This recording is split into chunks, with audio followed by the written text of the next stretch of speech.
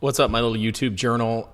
Nobody watches this. That's good. I don't want anyone to watch this. I'm really just posting for me. It'll be interesting if the internet finds me at some point and I actually get people following, but I really do not care. This is for me. I want to share something that's really impactful for me, which is discovering a few months ago that emotional neglect was something that I experienced in my early childhood. Now, how did I discover this? Which, by the way, I'm 41 years old. It's a long time to have not been unaware of something like this. But the way that I did it is I watched this video by Heidi Priebe. She's someone who is on YouTube and she talks about a number of things like attachment styles and C-PTSD, which is a term that was new to me. If it's new to you, I'll explain it at some point. It doesn't matter. But one of the things she did is she posted this video called Emotional Neglect. And I had watched some of her other videos and I really connected with the stuff that she was saying. So when I saw this video, I was like, okay, I'm interested. And one of the things she says right away in the video is that you might be watching and saying to some of these videos, yeah, I see myself in the symptoms of these things, but there's nothing that I can point to in my childhood that was overly traumatic. And that's true of me. I don't look back at my childhood and see anything traumatic. I mean, there were some situations where things got heated. It was like my mom and dad fighting. I remember that a lot as a kid. I remember one of my brothers getting in trouble a lot. My dad would get angry a lot. My mom did try to off herself at one point.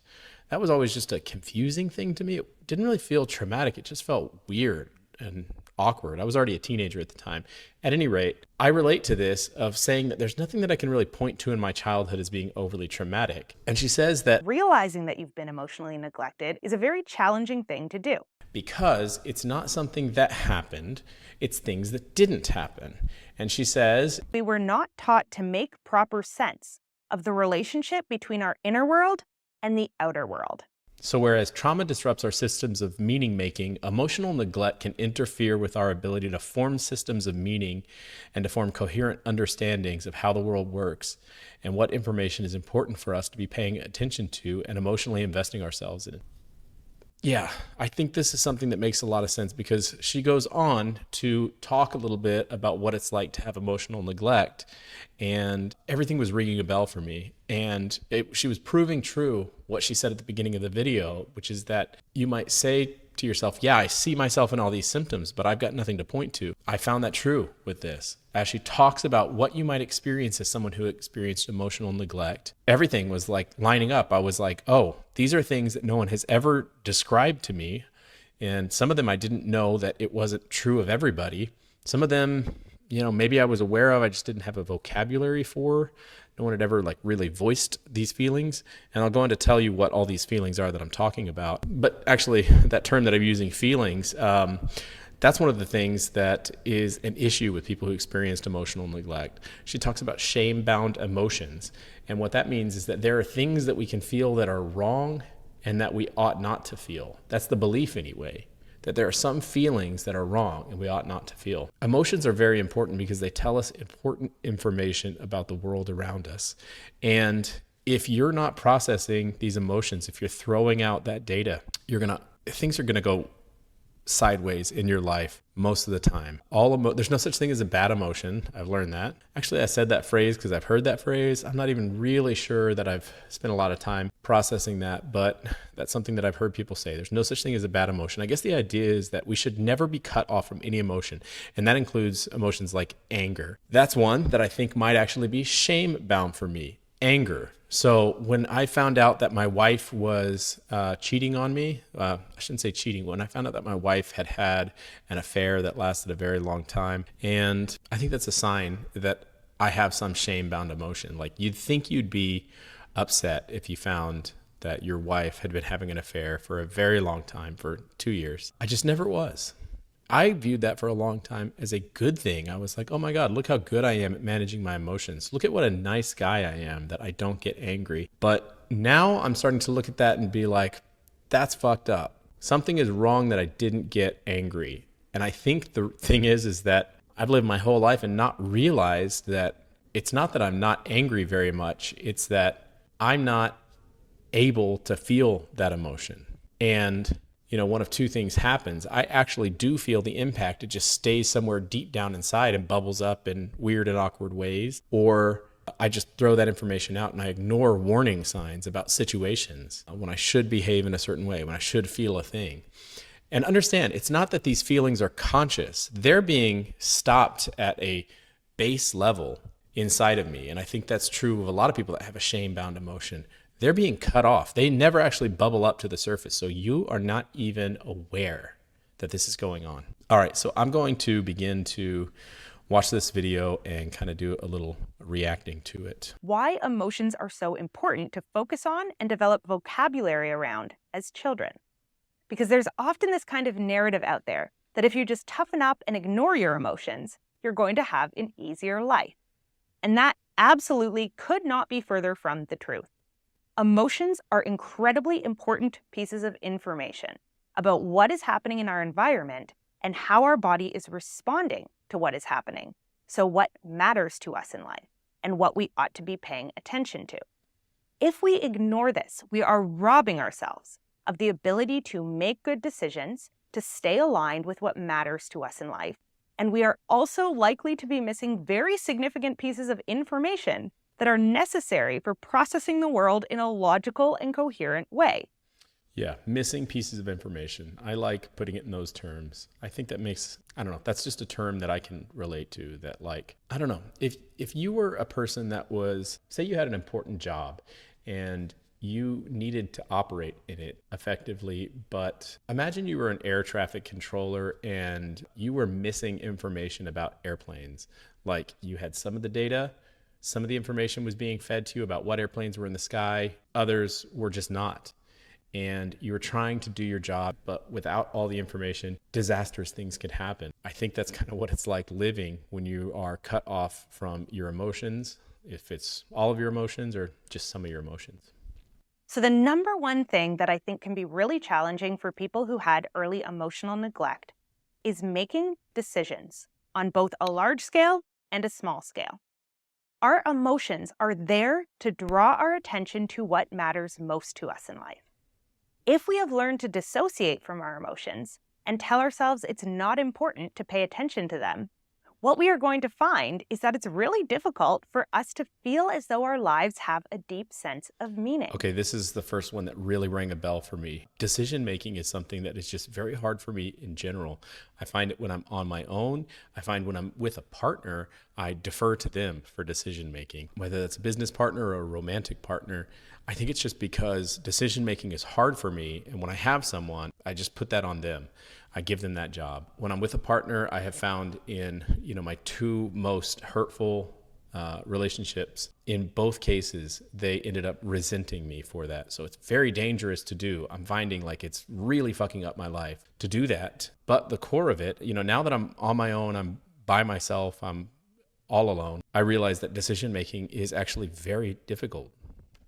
Because maybe we'll end up following all of these formulas that are set out by other people or by society for what leads to a good life without ever really checking in on, does this fit for me?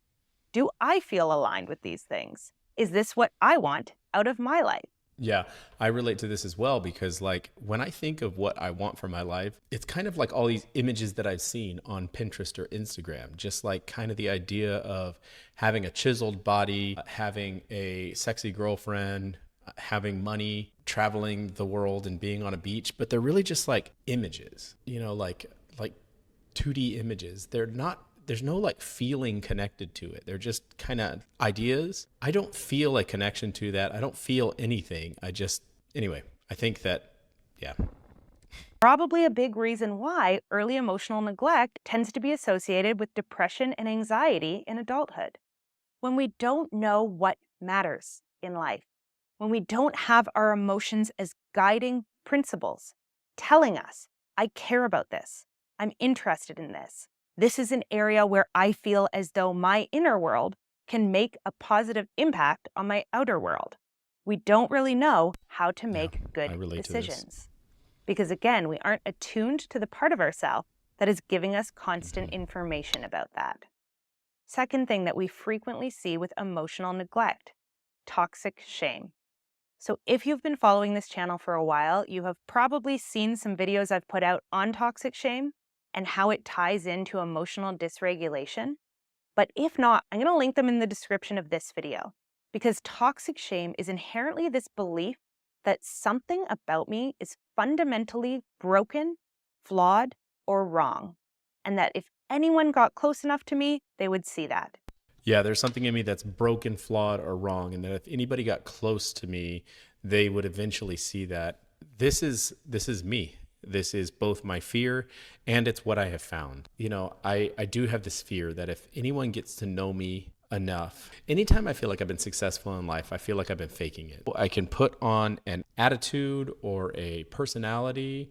I can say the right things. I can be into the right movies and TV shows and music and use the right slang. I can turn into a chameleon and become something. But I feel like I don't know who I am and I'm faking it. And if somebody spends enough time around me, they'll figure out that I am faking it. That's the fear. And the unfortunate part is that the most important relationships in my life have actually followed that path. That the more time somebody spends with me, the more they do find out that I'm a fraud, and eventually they leave me.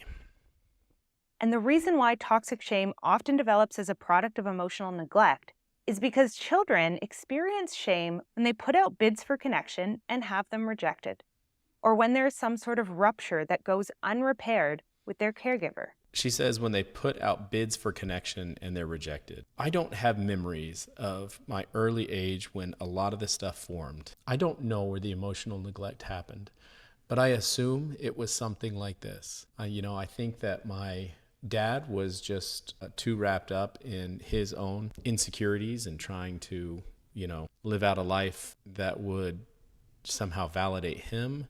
I think my mom was just overwhelmed. She's someone who I think also experienced something like this. I think she had some messed up situations with her family that have affected her in a similar way. And frankly, that's why I have never had kids and never been interested in it, because I just don't feel like I have a handle on myself. I am overwhelmed on my own, and I do not think that I would be emotionally present for a child. Like I don't think my mother was emotionally present for me. She was just overwhelmed. She's not a bad person. My dad isn't either. They just, were working with what they had. The next thing that might happen as a product of emotional neglect is developing a phobia of inner experiences. The idea of having a phobia of inner experiences is essentially the idea that there are certain emotional states we have absolutely no idea how to self-regulate around. So our body naturally tries to redirect us from them anytime we get close to them. However, once again, all emotions are really important as pieces of information. So if we have a phobia around the experience of anger, we're going to be missing out on really important pieces of information about where we need to set boundaries. Maybe when I was a child, if I experienced anger, I got left alone. And that experience of anger was overwhelming. I had no idea how to downregulate from it. My system learned to lock away conscious feelings of anger when they came up in my mind. So now maybe I automatically go into a freeze response anytime I start to experience anger in my body. She mentioned a freeze response. This is something that I really align with. I've watched other videos about a freeze response. What this is like when you are stressed, most people fall into one of the four categories. It's fight, flight, freeze, or fawn. A fight is obvious. Flight means just running away from the situation. A freeze, that's the one that I have, where you just like pause, like you're a deer, where there's some big animal that's chasing after you. They freeze sometimes, hoping the danger will go away or hoping they won't be seen. I don't know where I picked this up, but that's the one that I have. That's the one I really relate to. A fawn means that you're kind of like bargaining with it, trying to like appease the other person. Anyway. If I don't know how to process sadness, maybe anytime my system begins to feel that emotion of sadness, because it starts as a sensation in the body, my mind immediately finds something to distract me with. Yeah, my mind immediately finds something to distract me with. This is something that I experience. I am someone who's very distractible, and I don't even know why. I will just immediately get hungry and I'll go just eat a bunch of food, or I'll immediately start watching a YouTube video, and I am unconscious of the trigger, and I'm not even conscious of taking the action. It's only like after reflection that I even realize, wait, what happened? And so my, brain is really strong at pulling me out of situations that make me feel gross. The next thing we might see as a product of early emotional neglect is this sense of what I call existential loneliness. So this idea, not just that there's nobody in my life right now who sees and understands me, which is kind of how we perceive of loneliness in general. Existential loneliness is this kind of feeling that it's impossible for us to be seen and known, period, because we didn't have that early mirroring when we needed it most and when we were developing our sense of self.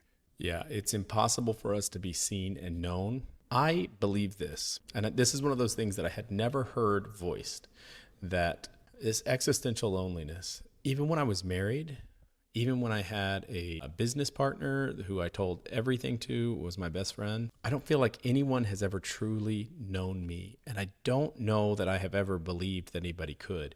Now, I do want to make it clear that I started to say that's my fault because I don't open up. I don't know that anyone ever truly knows me. I feel like there's an inside world and there's an outside world. And I don't know that anyone can ever truly know me deeply.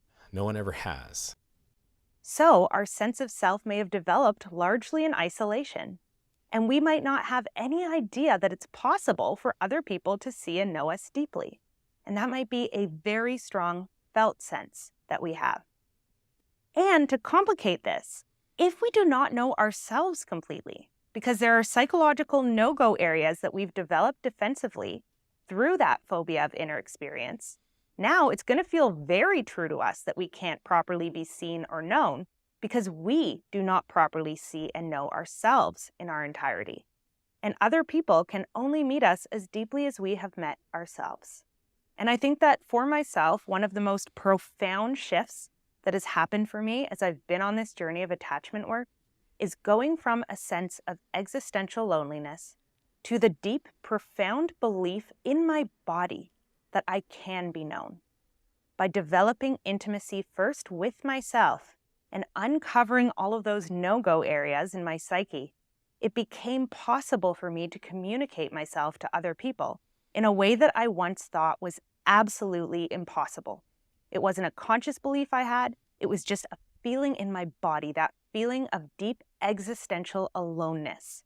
And this feeling can be changed. And it's one of the core reasons why I'm so passionate about all of this. It's really encouraging when she says these things like this can be changed, because these things she's describing I relate to, but they feel impossible. They are so baked in and connected to who I am that I don't feel like they are in my control or I can change them. I still don't know how. I'm on the other side of it. She's moved past it. And so when she says these things like it is possible, that does a lot to me. It gives me hope, but it also gives me doubt. I don't know. It just stirs a lot of feelings in me because I don't know how. I'm on this side and it doesn't seem possible. Another problem we might encounter if we've experienced early emotional neglect is chronic, unconscious self-abandonment. So if you've been around this channel for a while, you've probably heard me talk about self-abandonment. So essentially abandoning what we want for ourselves in an authentic way in favor of staying in connection with another person. And there are small instances where this isn't a big deal, right? You want to get sushi, your friend wants to get Indian, you go for Indian tonight.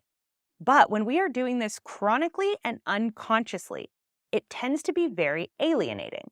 And the reason why we will do this unconsciously and chronically if we've had early neglect is often because we have no idea that we can bring our authentic selves into connection. Chronically and unconsciously. Wow. How that is so dangerous. Anything like that is chronic and unconscious. I imagine we all have these things, something that is chronic and unconscious to some extent. But when it's important information that's being lost, wow, it blows my mind. But that is the description. This is what's going on. We may have internalized if we have that toxic shame belief. The only way to be in connection with others is to figure out what they want and present myself as though I want that too. Or to act as though I am this absolutely perfect and ideal human being so that they can find no fault with me.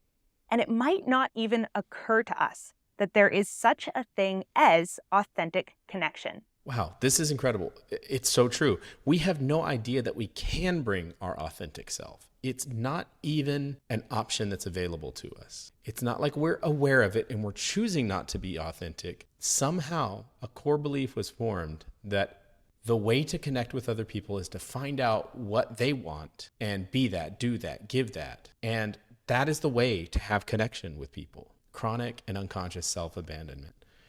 Self-abandonment is not even something we consciously think of. It's just something we automatically do. It's what we unconsciously believe is the price we have to pay to get any form of connection, even if it's entirely superficial. It might not occur to us. That's the important part of that. It doesn't occur to someone like me that authentic connection is an option. Sixth thing that's very common with people who've experienced emotional neglect is that criticism hits incredibly hard. And you might feel highly, highly defensive to even the smallest hints from other people that you're not doing something perfectly. Yeah, criticism hits really hard. A friend said to me yesterday, actually, they were like, "What was it like when you first met me?" And I described some things. I described, yeah, here was my first impression, blah, blah, blah. I noticed that I wanted to know, but I didn't ask, what was it like when you first met me? And I think it's just because criticism is really hard and I'm always like, I avoid it at all costs. And the reason you might feel so defensive when this happens is because you're used to the cost of mistake being really high if your only route to connection when you were young was behaving perfectly. So your body might go on high alert and start looking for any way you can find to prove that person that they are wrong about the criticism that they're giving you, because you equate criticism with them writing you off entirely. So of course, you're going to push back against it and try to make it not true instead of sitting with it and integrating it, which is something we can only really do well if we have a relatively secure attachment system. Okay, I'm going to stop there. This video is already very long, but I think you can see how some of this stuff is kind of rocking my world. Just hearing about it for the first time, I don't know what to do with it. It's a start. I think we'll start the next video here talking about this. And yeah, maybe it'll help me kind of remind me. I've watched this video a couple of times already, but maybe it'll help remind me of some of the things that I need to do to recover from these things. But anyway, these things are blowing my mind, but I don't know. This is where I'm at.